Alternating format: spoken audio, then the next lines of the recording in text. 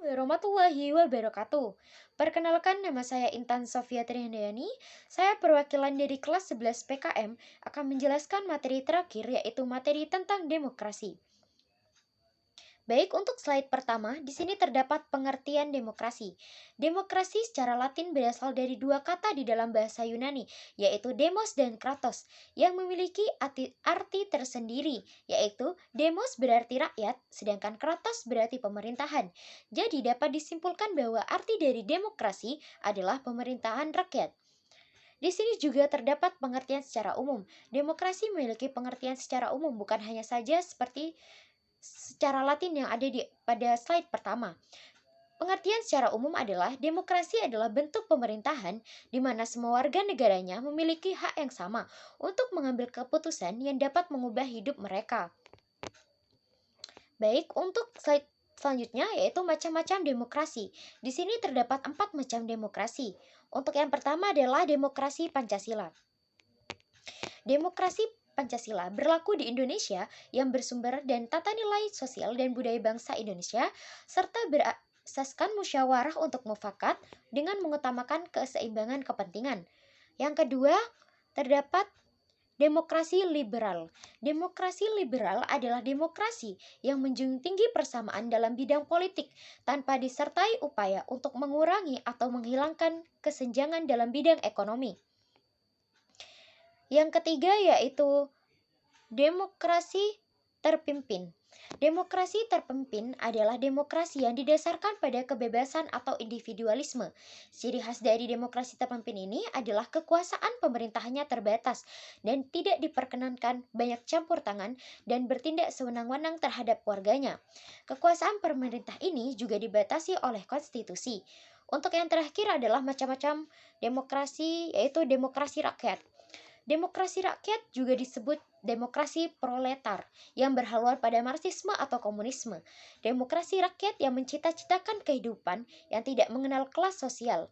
Manusia dibebaskan dari keterikatannya kepada pemilik pribadi tanpa ada penindasan atau paksaan. Akan tetapi, untuk mencapai masyarakat tersebut dapat dilakukan dengan cara paksa atau kekerasan.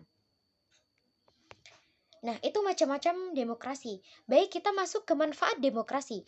Di sini terdapat 10 manfaat demokrasi yang tertera, yaitu 1. Menjamin hak-hak dasar.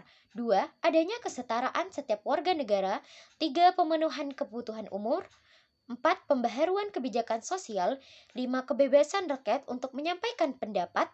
6. Mencegah tirani. 7. Mencegah terjadinya pemerintahan yang dikrator. 8. Menciptakan pemerintahan yang bertanggung jawab. 9. Meningkatkan kerjasama antar warga negara. 10. Membuat masyarakat memiliki tanggung jawab. Baik, adapun nilai-nilai demokrasi. Nilai-nilai demokrasi terdiri dari 4 macam, yaitu menyelesaikan persoalan secara damai dan bersama. 2. Menjamin terselenggaranya perubahan secara damai dalam suatu lingkungan yang sedang berubah. 3. Mengakui serta menganggap wajar adanya keanekaragaman. 4. Menjamin tegaknya keadilan. Adapun tujuan demokrasi. Tujuan demokrasi terdiri dari 5, yaitu kebebasan berpendapat. Kebebasan berpendapat di mana seseorang bebas menyatakan pendapatnya. 2. Menciptakan keamanan dan ketertiban. 3. Mendorong masyarakat aktif dalam pemerintahan. 4. Membatasi kekuasaan pemerintahan. Dan 5. Mencegah perselisihan. Baik, di sini saya akan menjelaskan tentang prinsip berdemokrasi. Prinsip demokrasi dibagi menjadi 8 bagian, yaitu yang pertama, berdasarkan kepada ketuhanan yang Maha Esa. Yang kedua, menjunjung tinggi hak asasi manusia. Yang ketiga, berkedaulatan rakyat.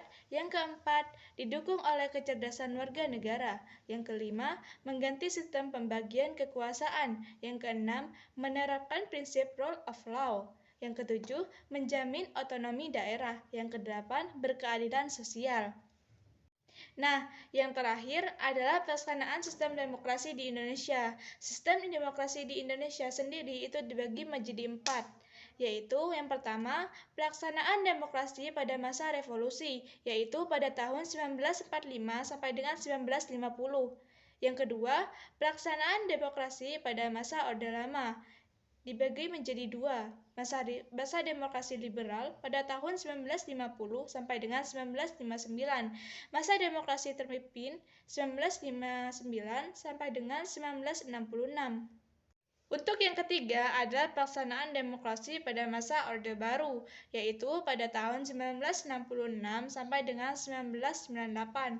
Yang keempat, yang terakhir adalah pelaksanaan demokrasi reformasi, yaitu yang terjadi pada tahun 1998 sampai dengan sekarang loh. Nah, sekian dari kelompok kami. Apabila ada kesalahan, semoga apa yang kami sampaikan bermanfaat. Sekian dan terima kasih. Assalamualaikum warahmatullahi wabarakatuh.